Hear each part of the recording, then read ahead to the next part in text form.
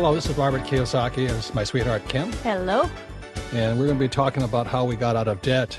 Our story actually begins around 1984 when we first got together as a couple. And I was personally deeply in debt. I had lost nearly $1 million in one of my many businesses. And I still owed another $400,000. $500,000 was paid off. So when I met Kim, I was like this big albatross around her financial neck because I had no money. On top of that, I was in debt. And on top of that, though, you did live in one of the nicest apartments in Waikiki. You drove a nice little Mercedes, so you were certainly looking good. I had no idea you had no money. Yeah, I did look good and rich. Now, I'm going to explain that real quickly. That apartment on Waikiki Beach, right on the shores of Diamond Head, the same place where Tom Selleck used to live, only cost me $300 a month. And the Mercedes was an old beat-up Mercedes, but it looked good. But I was still deeply in debt and madly in love with Kim, and we decided to make our lives together. So that was in 1984 we got together, and it's how we paid off quite a bit of debt, even though we had no jobs and no money. But the good news is, even though we went through this process, this 10-step process, Kim and I were financially free by 1994. So we were not only completely out of debt, but we had invested enough so that we never had to work again for the rest of our lives. So this is a true story of how we got out of debt.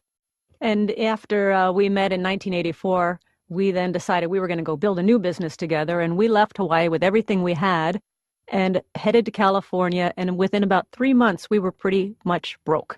And yeah, Kim's savings didn't last that long. What, $900? Come on.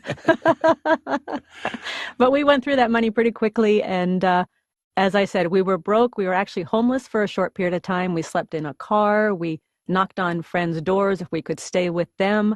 And I'll tell you, when it comes to when it comes to struggling financially, we know what it's like. The pressure, the stress, the arguments. It was a really tough time. So I would say 1984 through 1986, 87 were probably the toughest years in our lives because not only were we building this business, we had to survive, but also pay off a large amount of debt.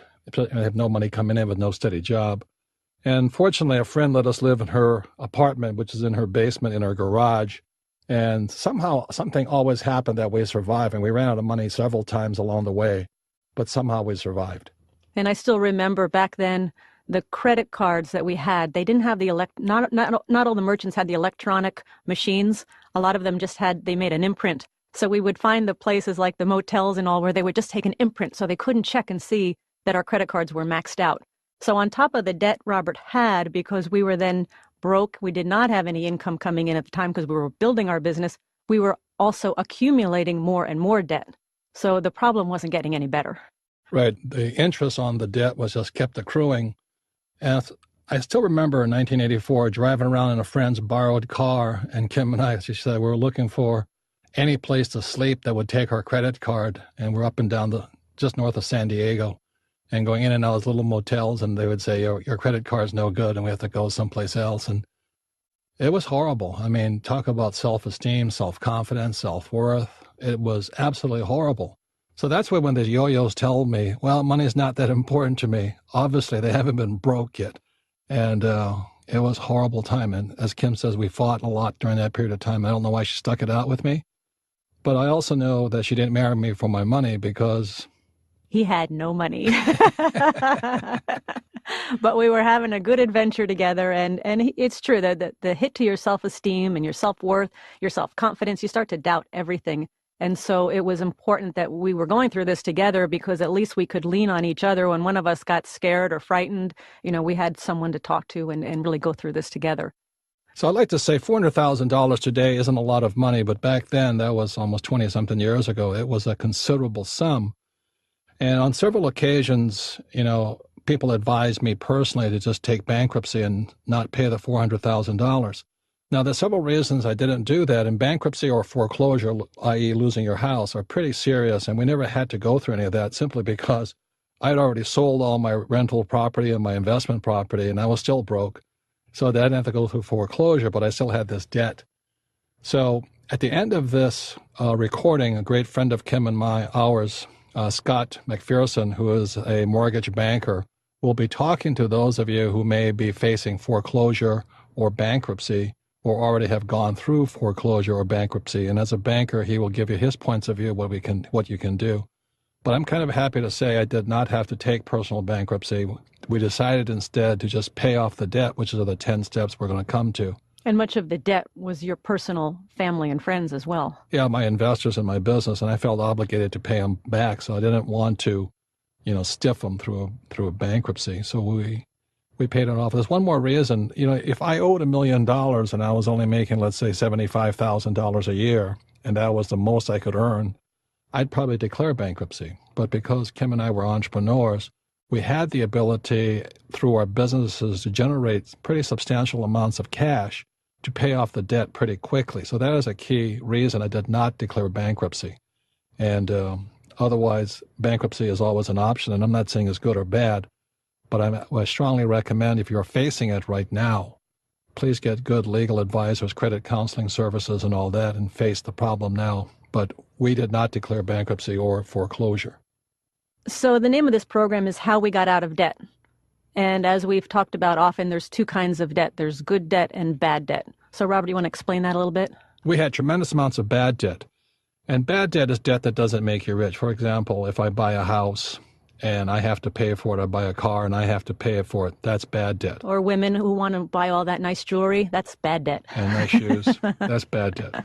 And good debt is debt that somebody else pays for you. But the reason getting rid of bad debt was so important for us in our starting our lives together was that it's easier to get good debt, i.e. loans and things like that on apartment houses and commercial buildings and rental property if you have no bad debt. And so we had no blemishes by the time we came through this process. We never stopped investing, by the way, but we did pay off the bad debt and get into good debt. So good debt is very simply debt that makes you rich and somebody else pays off for you, i.e. your tenants. And bad debt is debt that makes you poorer every month and you have to pay for. One more thing I'd like to add about financial intelligence. There's many people who just simply say, get out of debt. And that's a good idea if it's bad debt. But if you're going to be a savvy investor or have a high financial IQ, it is important to realize there is good debt. And that's what I just explained. Another thing that's very important about good debt is one of the ways Kim and I were able to retire in less than 10 years was once we got out of the bad debt, or as we got out of the bad debt, we were investing with good debt. And what I say to most people who have mutual funds or stocks or bonds and savings, I said, the trouble with that stuff is your banker doesn't lend you money, i.e. savings are your dollars. I'd rather invest with my debt banker's dollars. So high financial intelligence is knowing how to use good debt to get richer quicker. But then that brings up the next subject. You got to know a good investment from a bad investment. And the thing I always say to all you mutual fund lovers out there is ask your bank if your banker will lend you $1 million to buy mutual funds. The answer is no, simply because mutual funds are too risky.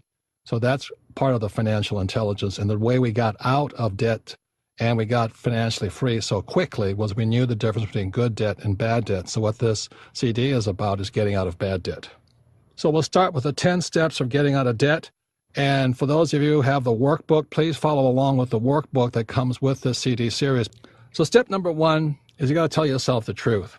And I think that's one of the hardest things I had to do because, Kim had never met a financial disaster like me before. She couldn't believe anybody could be driving a Mercedes and living in a nice hotel right on the shores of Diamond Head and be flat broke, but also deeply in debt.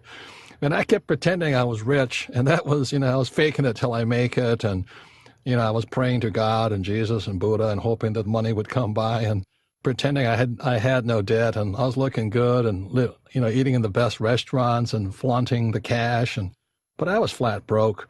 You can fake your girlfriends, but you can't fake your wife. And so the first thing I had to do with Kim was sit down and eventually tell her the truth that I wasn't as rich as I looked. Well, it's true. You've got to tell yourself the truth because if you have a goal of where you want to go, you're not going to be able to get there if you don't know where you are. Yeah. So basically, it's telling yourself the truth, not lying to yourself, not pretending anymore. Here's the hard facts. Here's where I am. Yeah, but I still thought it was a good deal. This condo right on Diamond Head Beach and the best. It was a Colony Surf hotel, and I had room service and all this great stuff. It still was only $300 a month. It was cheaper than any place else I could find at the time. It was a good deal. You were still broke in debt. Yeah, I could negotiate very well, and my Mercedes was a nice-looking 450 SL Mercedes, but it was kind of a little old and burned some oil. So once you have sat down and faced that you're going to tell yourself the truth, the step number two is you've got to stop accumulating the bad debt. Yes, and what that meant is sometimes you might have to make a little bit of sacrifice. And when Kim and I moved from Hawaii to California and then we went homeless right away, and we were living in the garage basement apartment, there was sometimes I had to run up. We had no money, and so Kim had like $2 to get through Friday, Saturday, and Sunday till I came home Sunday night and hopefully got paid for what I was doing. So I want you to tell them how you survived on $2. Well, first of all, gas costs. So I didn't want to use up a lot of gas and drive to a lot of places. And there was this little taco stand that I could walk to. It was about 3 blocks from where we lived. And so I'd walk down this little taco stand, get my little cheese and chicken quesadilla, and it cost me $1. And then I'd walk back and I'd have my quesadilla. And the next day I'd walk down and have a second quesadilla, and that's $2. And that's basically how we would survive at times. Right. And Kim is, she has a great figure and all that, but she does like to eat. But she was able to make 4 meals out of 2 for $2, and she survived. And I'd come home, Sunday night from a trip or either Monday morning. And then we had some money again, but then we went through the process of first getting out of bad debt rather than going out to a restaurant and sucking down some $100 bottle of wine and eating some prime rib and stuff. So we lived pretty frugally during this period of time till we got our feet on the ground and built a new business. So really what we did is we put a freeze on all of accumulating more debt on our credit card because for one reason, we couldn't use our credit cards because they were so maxed out. So again, we did have to make some sacrifice, but that alone started putting us into control of handling our money. Yeah, I wore shirts a little longer. I didn't, go out and buy a new shirt, a new socks, a new underwear. I kind of used them a little longer, washed them a little better, and kept going, but we didn't just keep spending money, which a lot of people do, because, a lot of times people eat or spend or they shop when they feel depressed. And I think that's really an easy thing to get into or drink a lot. I mean, I was tempted to hit the bottle a number of times. I felt so bad, but that cost money. So we just basically got back on our feet. It took us about 6 months. And then the money, once the business was up and running, cash started to come in on a little bit more regular basis. But during that period of time, we really made it a point not to just waste our money on things that got us deeper in debt. Which brings us to the next step. Step number 3 is make a list of all, and the key word is all, the debt that you owe. And she's still giving me a dirty look when she says the word all because, I had so much debt I didn't want to tell her. And I kept sneaking off and paying bills here and sneaking around there. And finally she says, because I didn't want to tell her how bad the Titanic was that I ran aground and called my last business. And finally we had to sit down and I had to write down all the investors I owed money to, all the friends and family I owed money to, and everybody I felt bad about, that I was still not paying and things like this. So she had me sit down and write. And even, the credit card companies, they get really nasty when you don't pay them. So I had to show her the envelopes I was receiving from the angry credit card companies and all this stuff, and basically tell the truth and face the music. I still remember every once in a while, Robert would put his list together, and then the next day he'd come back and he goes, well, I didn't think this one was so important, but there is this guy in Hawaii, and I really still do owe him $4,000. I could probably not pay him, and he'd be okay. I'm like, let's put down the $4,000. Let's put it on the list. Let's keep going. Yeah. So that alone was a little painful process. And his name was Richie, and unfortunately, he was a friend of both of us, so I had to tell him the truth. And so we paid Richie his $4,000, even though he was fine with not getting it back because he had invested in a company and the company did go down. But I just felt personally obligated to him because I did borrow the $10,000 from him and I still owed him $4,000. So we paid him back the $4,000 eventually. So step number 4 is a very important step. And all you guys out there who are deeply in debt and all this, I'd like to say this is probably the most important first real step you can go through, or a major commitment. And that is hire a bookkeeper. If you look in the workbook, I talk about a bookkeeper as part of your team. And there was times, I was just trying to do my own books. And, when I'm stressed out and embarrassed and upset that I owe so much money, I would not really confront the truth. Plus I'm messy. I'm not very detail oriented. So Kim and I finally went out, and my rich dad talked to me, and we're talking over with him. He says, do you have a bookkeeper? And I said, no, because it costs too much money. And he says, look, rich people have bookkeepers. Poor people don't. You have got to keep accurate records. And you're not supposed to do that because your job is to make money, not to keep track of the money necessarily. Her job is to give you accurate records that you can look at, and a bookkeeper is the most important part of your team.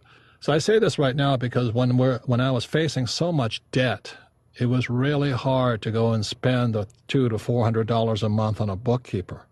But it was one of the most important steps. And like you go, for those who read Rich Dad, Poor Dad, in there, my rich dad always say, never say I can't afford it, because poor people say I can't afford it. So a bookkeeper was somebody that was very important, an important expense and key to us getting out of debt, because every month old Betty would force, especially me and Kim, to sit down and look at our financial situations, and we had to come up with a plan of how we were going to get out of debt. See, spending the money was the hardest thing for you, facing those bills twice a month and seeing very little money coming in and a lot of money going out. That took everything to sit down there and not want to bolt out of there. Yeah, and Betty was this little sweet little lady who was vicious if you didn't pay your bills. Talk about holding you accountable. Talk about making sure all your debts are there, making sure you're telling yourself the truth. That was Betty. Betty reminded me of my first grade teacher, and I was having, just nervous reaction every time I was around her. But she really held our feet to the fire, my feet to the fire especially, and we had to face all the bills and who was being paid what. And to this day, now we have multiple bookkeepers because the cash is pouring in. But I'll say it to all of those of you who may be in financial trouble, hire a bookkeeper, simply because rich people have bookkeepers. You don't have to pay them that much to start, but as your wealth grows, you'll really appreciate it if you have good records. Not only that, your banker will be more willing to give you good debt if you have accurate records and neat and tidy and timely and prepared every month.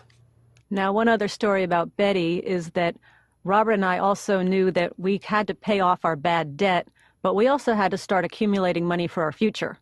And so we had this philosophy. It was called Pay Yourself First. I'm sure it's familiar to many of you.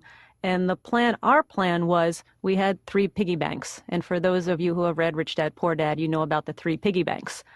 But let me say something about Betty first. She wanted to pay bills first. Now, she was a good bookkeeper, but she wasn't a rich bookkeeper.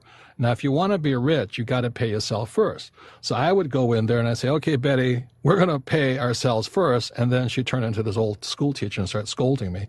So we'd argue back and forth. That's why she was a good member of the team. But we always paid ourselves first. And if you read the book, it's pay yourself 10%, 10%, 10%, or 30%, one for savings, one for investing, and one for tithing. So that means if you make $1,000, you're paying $300 right off the top. And most people scream and quit and cry and give up at that point. So the reason what Kim's mentioning the piggy banks is at the start, it may be too painful to pay 30% of what your gross is. So start with a piggy bank. I don't care if it's 10 cents a day or 1 penny a day, but get the habit of, putting money aside for savings, investing, and tithing. And if you do it every day, it becomes a habit. And for those who have read Rich Dad, Poor Dad, what I say that it's not money that makes you rich, it's your habits that make you rich. So even when you're broke, even when we were broke, we still paid ourselves first. And the reason Betty is probably still broke is she never paid herself first. She paid her bills first. So our rule was with every dollar bill that came into our household, we took 30% off the top. And as Robert said, it doesn't have to be 30%, but that was our discipline.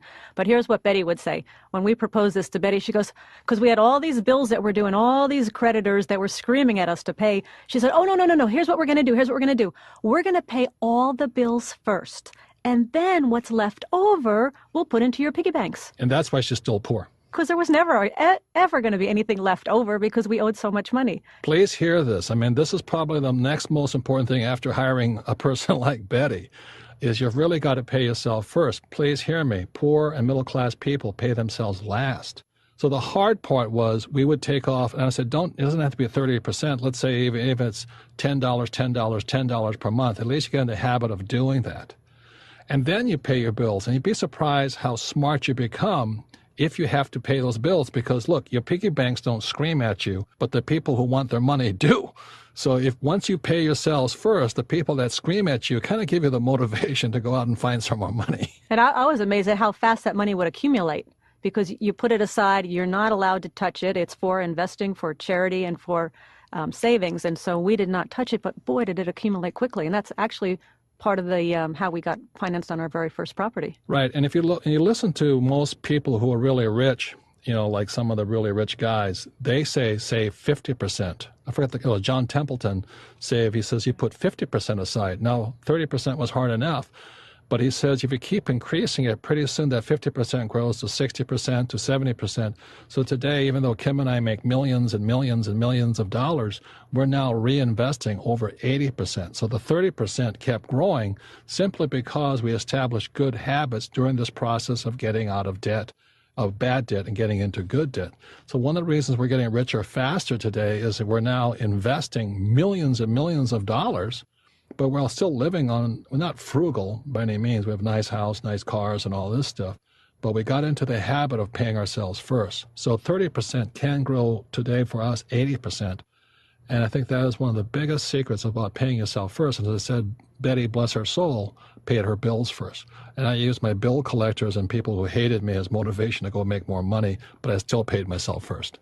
And by the end of this program, and if you read the workbook, you're going to find out the formula for how to pay off all your debt. Plus, the other objection we get is I don't have any money to invest. So you're going to learn, number one, how to pay off all your debt. And number two, you're going to have money to invest if you follow this formula. So that's the setup, and just know it's mostly discipline and determination. And please hear us. So that was 1984 to 1994, and Kim and I were financially free in 10 years. We never had to work again for the rest of our lives and still got out of all this debt. So that's why this formula works. So let's go into steps 5 through 10, and we'll now go into the step-by-step. And this is where Kim is very good at this process because she primarily set the whole thing up to do it.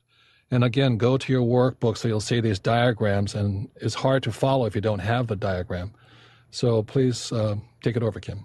Okay, well, this is step number 5. And now that you've got a list of every debt that you owe, you're going to make a visual picture of that debt. And very simply, what you're going to do is you're going to draw a quadrant for each debt.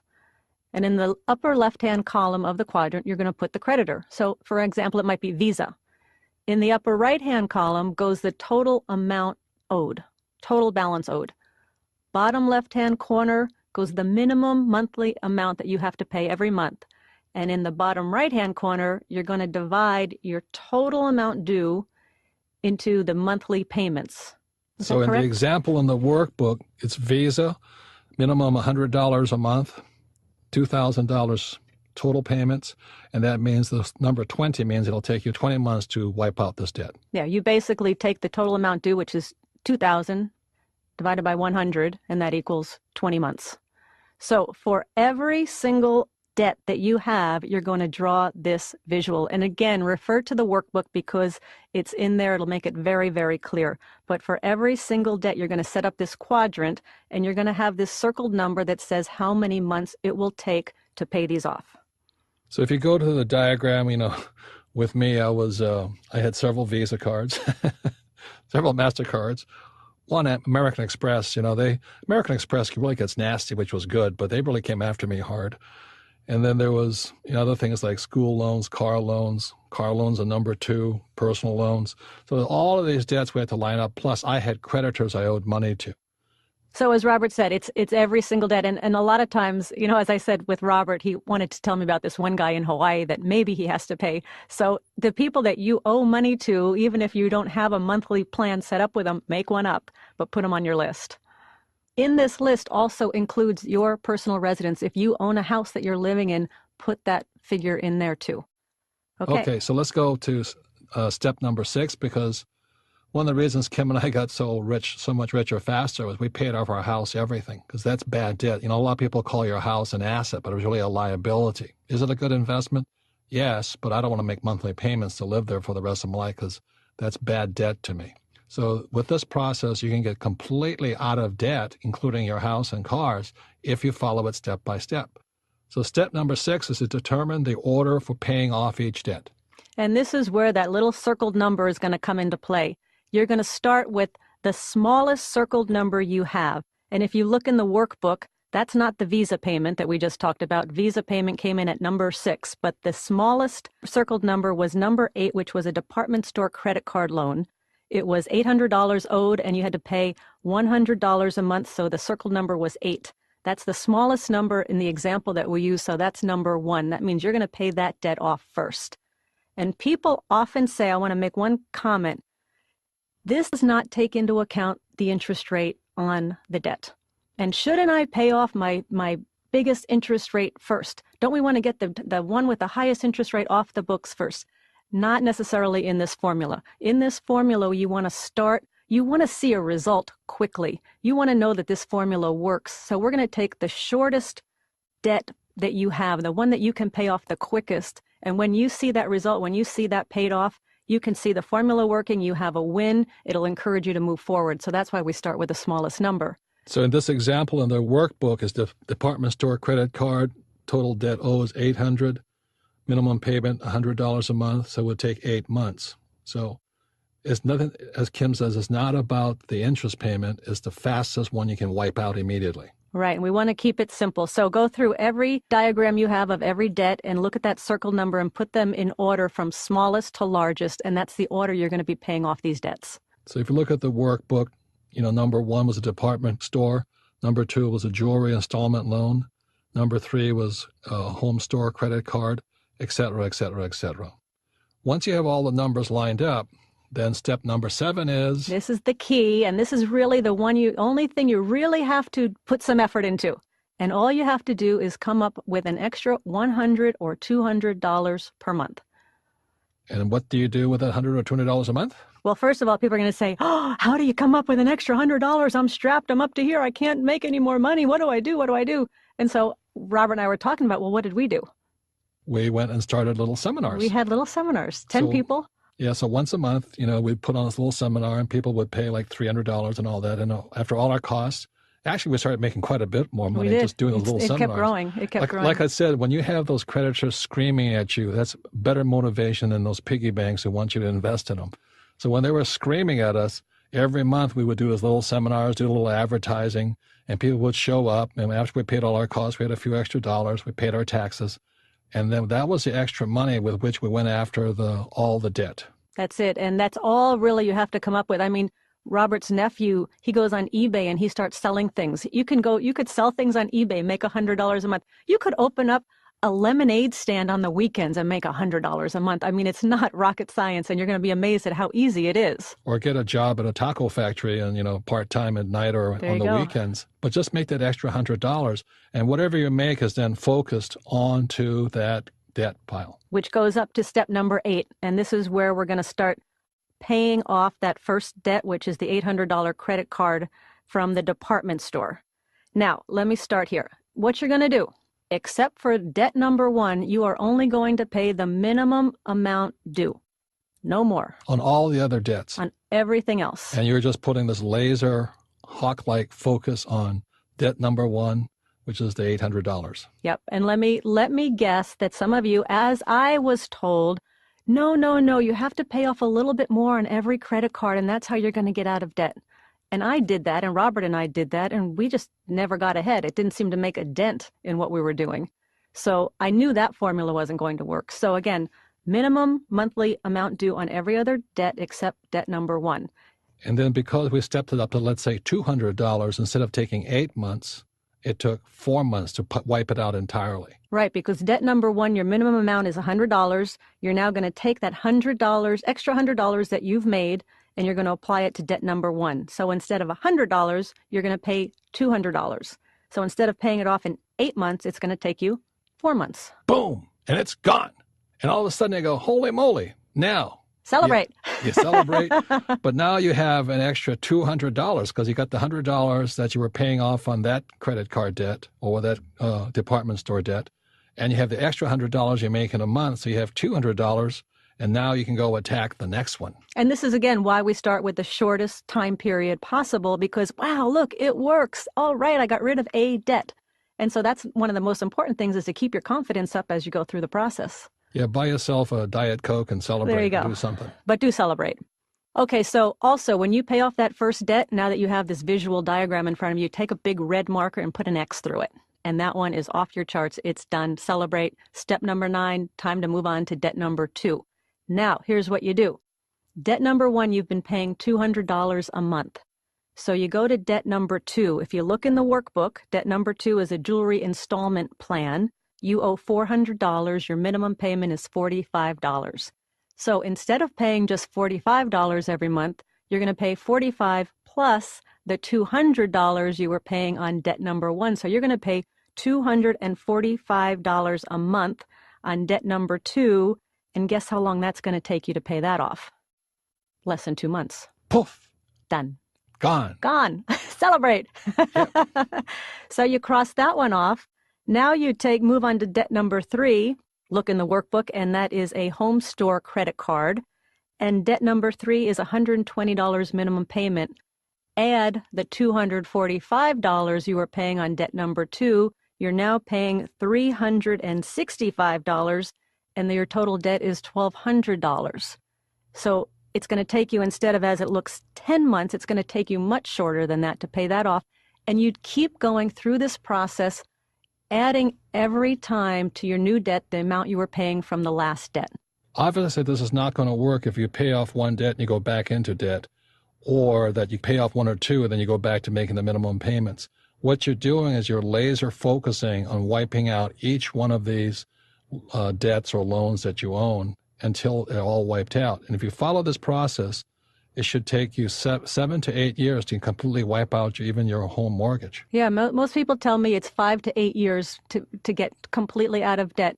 And if you look at the example in the workbook, this person was over $200,000 in debt, including their home. Their home was $150,000, so they had $50,000 in debt on top of that.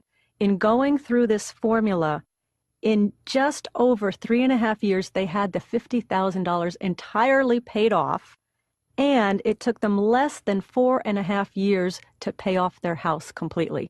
So in about 8 years, they were completely debt-free of $200,000. So again, in about 8 years, they were entirely debt-free. The house payment alone was going to take them over 20 years. So here they are, 8 years debt-free. And all they had to do was come up with an extra $100 a month to do that. That's it. And a lot of discipline to keep rolling through. And a lot of discipline. This is what Betty, the bookkeeper, fought us on, but it worked anyway. And then the next step 10 is how we became financially free instead of going back into debt or just spending that cash on doodads and things like this. For those of you who are rich dad, poor dad, or played the cash flow game, you know what we do is we invest that money even faster. So in this case, all that money, instead of spending it, we just kept buying more properties, stocks, bonds. We never buy mutual funds. But we had money to invest at even greater rate of speed. And that's how our investment rate went from 30% up to 80% today, and is now in the millions of dollars we're continuing to reinvest. And we live off of our cash flow from our properties. So it's really interesting how this process starts to snowball. It's a compounding effect of getting richer and richer faster. So this process of getting out of debt was how we started in 1984, and I was really in bad shape. And Kim applied some discipline and some truth-telling to the process, and holding my feet to the fire, and we had Betty to keep my conscience in and remind me. And in 10 years, we not only were out of debt, we were financially free. We're making about $10,000 a month, about $120,000 a year, and our expenses were about $36,000 a year. So every month we made about $10,000 from our rental properties and about $3,000 in expenses, and we just still to this day, 10 years later or 20 years later, we just keep doing the same thing, and now it's in the millions of dollars. Same habit, same process, staying out of debt, getting richer and richer. We have a lot of good debt, lots and lots of apartment houses and commercial buildings, but that's good debt, and that's how we get richer and richer and reinvesting it. So as I said earlier, that this formula was going to show you how to get out of bad debt and how to accumulate money to start investing. So very quickly, just going back to the example, paying their very final debt, they were paying monthly over $2,800 a month to pay off their house. That house gets paid off. They still have that $2,800 a month. And as Robert said, instead of going out and blowing it and buying doodads and all sorts of things, and you powerboat, you have $2,800 a month to invest. And that's where that money comes from. And again, it goes back to $100 a month is all you have to do. And now you've got $2,800 a month to invest without really doing anything different. So again, this is the formula we've used. This is how we've gotten out of bad debt. This is what really got us moving forward to start investing, to accumulate the money to do that, and to get us financially free. And we don't believe in living below our means. I mean, today, you can say, well, when do we start enjoying our money? Today, Kim and I own about 7 cars, lots of houses. We travel by private jet and all that, but we have the cash flow from our investments doing that and not our credit cards paying for that stuff. And it's not debt, it's income coming into us constantly. So our assets from our investments buy our liabilities today. And the reason so many people get in trouble in the first place is they buy liabilities first, and then they try and buy assets second, and it never happens. They just keep buying more liabilities like cars, boats, and things like this. By getting out of debt, bad debt, and then buying assets, now our assets buy our liabilities. So we still have a great lifestyle, incredible lifestyle. The best thing is we don't have to worry about money. We don't have to worry about anything, because we always have more and more money coming in because the process keeps going. So that is the 10-step process for getting out of debt. And in closing, we just want to add a few more tips that really have helped us stay on track, keep focused financially, and keep increasing our wealth, which happens day and day and day in and out. So go again to the workbook and these few bonus tips. Number one is it takes discipline and dedication. And remember, it is a process. It is a process, from going from where you are to where you want to be. And if you don't have dedication and discipline, the process falls apart, not because it's a bad process, but because you lack discipline and dedication. The second point people ask me often is, do you have to be debt-free before you invest? Our answer is no. That's a choice you can make. But for me and Robert, we were investing even though we had quite a bit of bad debt. What we did is we stuck to this formula, but we kept finding the money to invest. So no, you do not have to be debt-free to begin investing. For example, while we were going through this process, by this time we had moved from California to Portland, Oregon, and we found this smoking 18-unit apartment house. And back then, I can't believe how cheap it was, but back then it was only $385,000. And we didn't have any money. We were still paying off our debt. So the cash, by understanding and assessing evaluating the property, we realized we could get 100% financing and still make money from the deal. So that's when, I went knocking on banks' doors with Kim, and we finally found one banker. His name is David Riffle, one of the greatest guys we ever met from U.S. Bank. And he gave us 100% financing to buy this apartment house, 18 units worth $385,000. And it put like $1,000 a month extra in our pocket. So the answer is we never stopped investing because that was part of the game anyway. So we got richer and richer, still paid off our debt, and we still had our piggy banks filling up with the money we're putting in, with the 10%, 10%, 10%. So we never stopped. We didn't limit ourselves. We didn't have limiting thoughts like, oh, I can't afford it, or this is too hard, or the bank won't give me the money. It takes money to make money. Yeah. When I have money, I'll invest, all of that. Right. So step number 3 is that if you're married or in a long-term relationship, go through this process together with your spouse or significant other, because it was this process that makes us a happy couple today. People look at Kim and say, well, is she a trophy wife? As heaven knows, I'm definitely not a trophy husband. Yes, anyway, you are. Yes, you are. I know she didn't marry me for money, and we actually grew together. We got smarter together. We understand each other better. And the process of going from deeply in debt to, excessively rich has been a great process, and it makes us love each other more. I really don't, everybody makes their own choices, but I know a lot of guys are on the second and third and fourth wives, and they always marry another one with no brains, but looks good, And if that's what you want to do, that's fine, but that's not what I wanted to do. Well, there's also a lot of women out there who just want to turn over all the financial responsibilities to their husband or their partner. And I don't recommend that either, because as Robert said, the most important thing of this whole process is we learned together.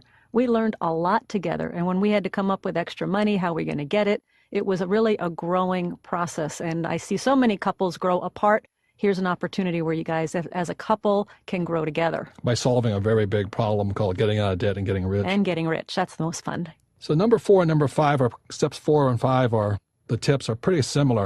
You got to keep your spirits up. The hardest thing after I had to face all the debt was I wanted to go eat and drink and spend more money. Didn't want to face it. I didn't want to face it. And Betty, the bookkeeper, was really good about this because she really did. She looked like my first grade teacher, and she really scolded me several times. So she was really good.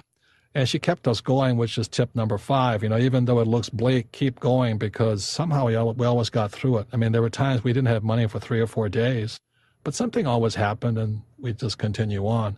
So many people say, oh, I got to cling to this job, or I can't do this. Well, something always happens. Like a lot of people believe in God, but we learn to trust in God. And we kept doing, if we were going for the right purposes and being ethical and moral and legal, things kept working for us. And so remember that two minds are better than one. In our case, it was Kim, myself, and Betty, the bookkeeper. Boy, she was really great for us. She kept us going, yes. And then we added Dave Riffle, our banker, and all this. And along the way, we found great people. And, it was Bobby who allowed us to sleep in her basement and things like this. And we love Bobby forever because of that, because she took care of us when we were really down. But in the process, it really made us stronger and built better relationships for us. I would say so. I would say it was probably one of the toughest times, actually the toughest time I've ever been through, and I would say that Robert's ever been through. And looking back in retrospect, it was probably the best thing that could have happened to us, because it did make us stronger. It made us face our problems, made us get through our problems, handled the pressure, knew we could make it, and we came through the other side. And number 6 is, play the cash flow 101 game. Whenever we have financial problems, a lot of times the brain gets stuck, there's no oil in the brain or something, and it goes into a jammed. So get out the cash flow game, play the game, and then what the game does is it kind of loosens up your brains and gets the juices going, gives you new ideas, and you can talk to the friends playing the game. If you don't have a game, go to richdad.com, and we have cash flow clubs all over the world, and you can join them and talk to them. And a lot of them are like support groups to help you get through your financial challenges. Donald Trump and I wrote a book together, was Why We Want You to Be Rich. But if Donald Trump was $1 billion in debt, and I was only $1 million. And it actually made us better people, facing the problem and getting out. So all of us have money problems. It's just how you handle them. So find the cash flow game, get together with some friends, play the game, and, I think your brain will come up with solutions that are unique for yourself. So as I said at the start of this CD, that some of you today are facing a foreclosure, which is the bank taking your home, or a personal bankruptcy, or you've already gone through a foreclosure and a bankruptcy. And those are kind of extreme situations. And thank God I didn't have to go through it because I paid off my debts. So here is Scott McPherson and I doing a short interview, and he is an investment banker as well as a mortgage banker, and he can give you a banker's point of view on the subjects of foreclosure and bankruptcy. So welcome, Scott. Good morning, Robert. Well, what would you say to somebody who right now they've missed a number of payments on their house, or they lost their job, let's say, or they have hospital bills they cannot pay off? What, as a banker, before they go into a foreclosure or into bankruptcy, what would you recommend? Well, there's a variety of different things. There's the pre and post reaction to a foreclosure or bankruptcy that we're going to discuss a little bit.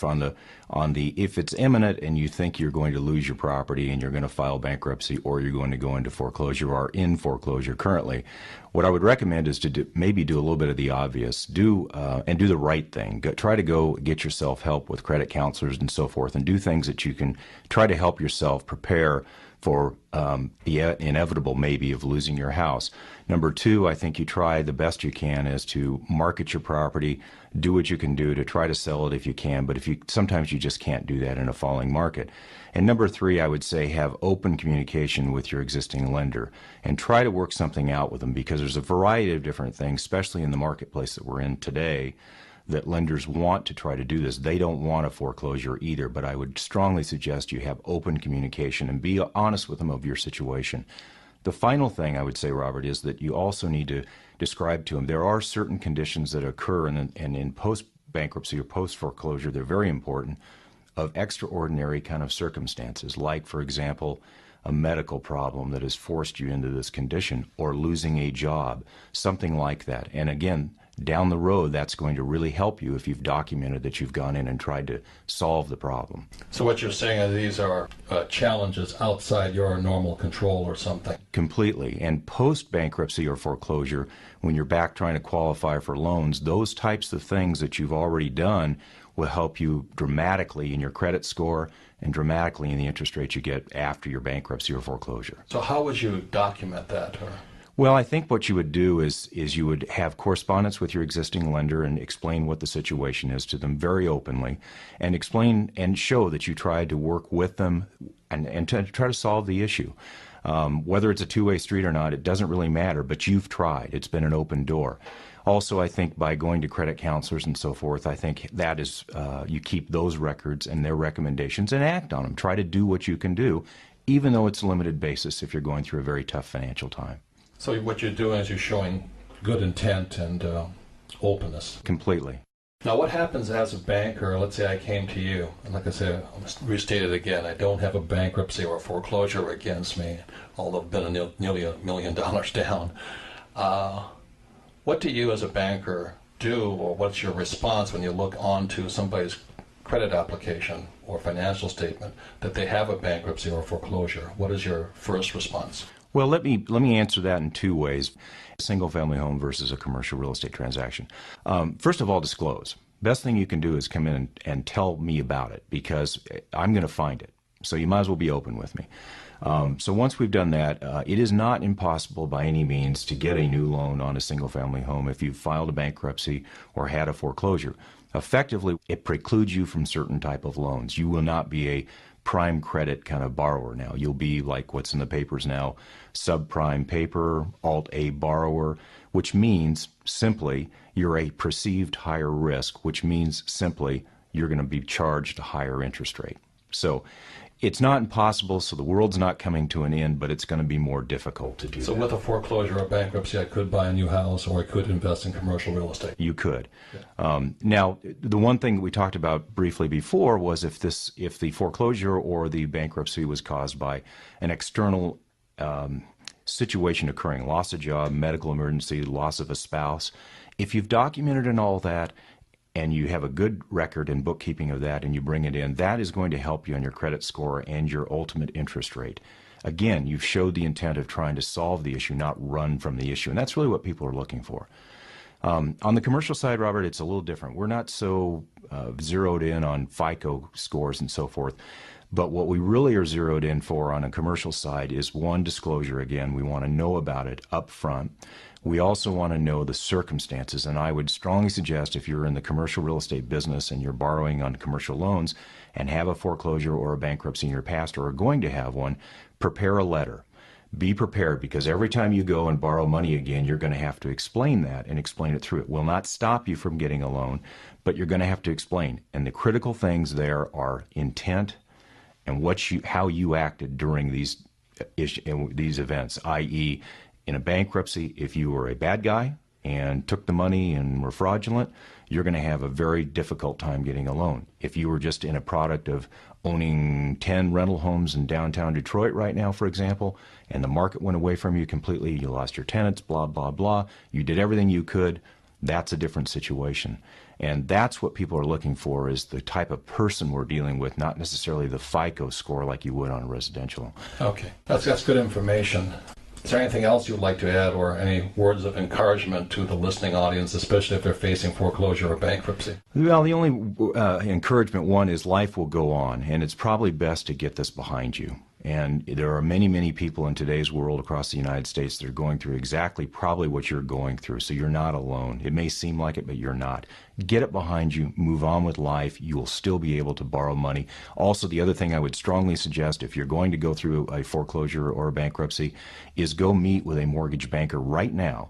Talk to them what it's going to take to rebuild your credit score, because there are certain things that need to be done immediately, and you need to start on that the day after you file the foreclosure or the bankruptcy. So again, it's relationships, it's teams, it's having good advice and not going into a shell and hiding and taking bad advice. That's exactly right. So I want to say thank you to Scott and thank you to Kim. Thank you, Robert. Thank you, and thank you for listening, and we trust this has been very, very helpful, and that we wish you a world of no bad debt and tons of good debt. And remember, by facing this challenge, you get smarter, and that's the most important thing. The Rich Dad Company is about giving you the financial education so you can handle bigger problems and challenges. Thank you. Thank you.